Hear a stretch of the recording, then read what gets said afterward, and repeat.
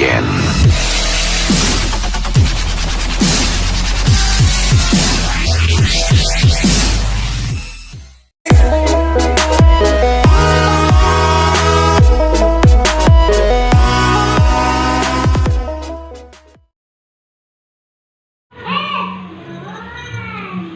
Bismillahirrahmanirrahim. Assalamualaikum warahmatullahi wabarakatuh. Nama saya Salmi Pane, NIM 0501191032, jurusan Ekonomi Islam, Fakultas Ekonomi dan Bisnis Islam, Universitas Islam Negeri Sumatera Utara.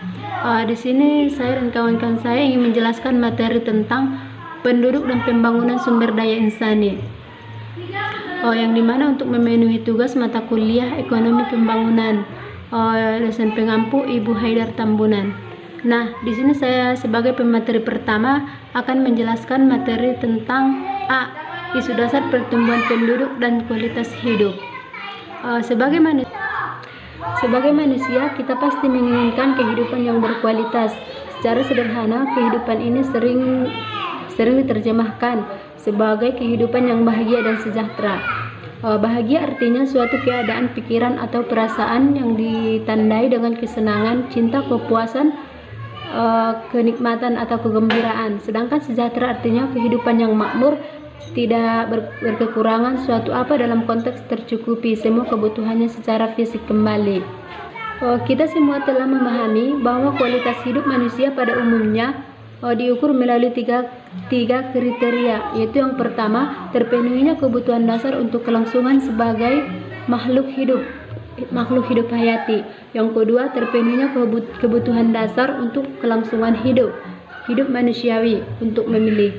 Dan dengan demikian dapat dikatakan bahwa kehidupan manusia itu dianggap berkualitas apabila kebutuhan pangan, sandang dan pangan dapat terpenuhi, kebutuhan kesehatan, pendidikan juga terpenuhi, hingga kebutuhan rekreasi dan aktualisasi juga terpenuhi. Terdapat banyak faktor yang dapat menentukan kualitas hidup manusia. Salah satunya adalah jumlah penduduk. Jumlah penduduk yang besar tentu akan membutuhkan kecukupan pangan, sandang dan papan yang lebih dasar dibandingkan dengan jumlah penduduk yang sedikit. Demikian juga kebutuhan sarana prasarana pendidikan, kesehatan, rekreasi dan sebagainya. Dalam konteks ini tidak akan ada masalah bila dukungan lingkungan dan sumber daya alam memadai. Tetapi apabila jumlah penduduk terus bertambah dan sumber daya alam tidak lagi mampu mendukung kehidupannya, maka akan menjadi masalah yang serius bagi penduduk yang bersangkutan. Karena bisa jadi akan terjadi bencana kelaparan atau kekurangan sandang, papan dan lainnya yang menyebabkan kualitas kehidupan penduduk terus menurun. Bila kita berbicara tentang penduduk dan kualitas hidupnya, tentu tidak akan menarik kualitas hidupnya. Yang tidak akan menarik bila kita tidak berbicara dalam kondisi real atau senyatanya, dan itu akan sangat tepat apabila kita berbicara tentang kondisi dunia dan di negara. Cukup sekian penjelasan materi dari saya dan akan dilanjutkan oleh pemateri kami yang kedua. Assalamualaikum warahmatullahi wabarakatuh. Saya Miss Nasibuan, NIM 0501191019. Baiklah, di sini saya juga ingin menjelaskan tentang transisi, demografi, kontroversi dan teori Malthus. Yang pertama yaitu transisi. Transisi adalah peralihan dari keadaan, tempat, tindakan dan sebagainya. Adalah masa pergantian yang ditandai dari perubahan fase awal ke fase yang baru. Dan yang kedua yaitu demografi. Demografi atau ilmu kependudukan adalah ilmu yang mempelajari dinamika kependudukan manusia. Demografi meliputi ukuran, struktur, dan distribusi penduduk, serta bagaimana jumlah penduduk berubah setiap waktu akibat kelahiran, kematian, migrasi, serta penunaan.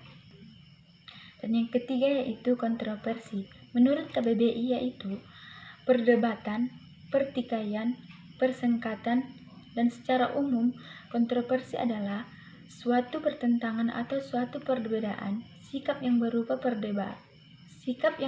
perdebatan terhadap sebuah masalah yang berujung konflik.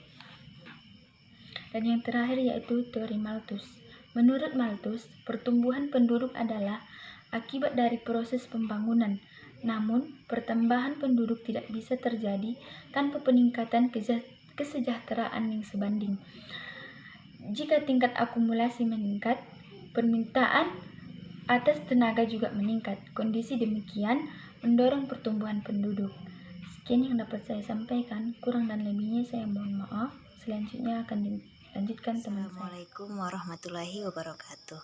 Perkenalkan, nama saya Purnama Sari Purba, NIM 0501193197. Di sini saya sebagai pemateri ketiga, saya akan menjelaskan bagian C, yaitu konsekuensi pertumbuhan penduduk yang tinggi. Konsekuensinya itu ya, yang pertama konsekuensi positifnya.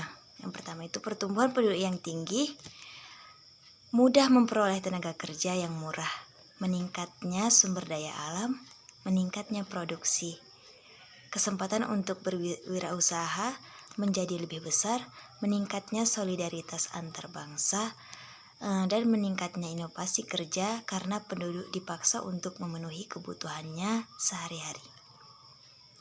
Konsekuensi negatifnya yaitu pertumbuhan penduduk yang tinggi. Yang pertama, lahan tempat tinggal dan bercocok tanam berkurang. Semakin banyaknya polusi dan limbah yang berasal dari rumah tangga, pabrik, perusahaan industri, peternakan, dan lain-lain. Angka pengangguran bakal meningkat. Angka kesehatan masyarakat menurun dan angka kemiskinan meningkat. Pembangunan daerah semakin dituntut banyak. Ketersediaan pangan sulit. Pemerintah harus membuat kebijakan yang rumit. Angka kecukupan gizi memburuk. Dan muncul wabah penyakit baru atau wabah. Mungkin ini saja, terima kasih. Assalamualaikum. Assalamualaikum warahmatullahi wabarakatuh. Perkenalkan, nama saya Dewi Anasari Harahap, NIM 0501193165. Saya sebagai pemateri yang keempat akan menjelaskan tentang kebijakan untuk mengatasi permasalahan pertumbuhan perempuan dan kebijakan untuk mengatasi pengendalian kelahiran. Indonesia merupakan salah satu negara yang memiliki jumlah penduduk yang besar. Setiap tahunnya jumlah penduduk Indonesia mengalami peningkatan. Seperti pada tahun 2019, jumlah penduduk Indonesia mencapai 267 juta jiwa. Jumlah penduduk yang besar berpotensi memunculkan berbagai permasalahan seperti laju pertumbuhan ekonomi terhambat, angka pengangguran meningkat, sehingga kriminalitas meningkat. Pemerintah harus berupaya untuk mengatasi atau menekan laju jumlah penduduk. Salah satu kebijakan pemerintah untuk menekan tingkat pertumbuhan penduduk di Indonesia adalah Program Keluarga Berencana atau KB sebagai gerakan nasional dan upaya pemberdayaan perempuan. Yang pertama, program keluarga berencana adalah gerakan untuk membentuk keluarga yang sehat dan sejahtera dengan membatasi kelahiran. Pengendalian penduduk adalah kegiatan membatasi pertumbuhan penduduk, umumnya dengan mengurangi jumlah kelahiran. Yang kedua, upaya pemberdayaan perempuan. Pada dasarnya, perempuan merupakan sosok yang boleh dikatakan lebih lemah dari laki-laki.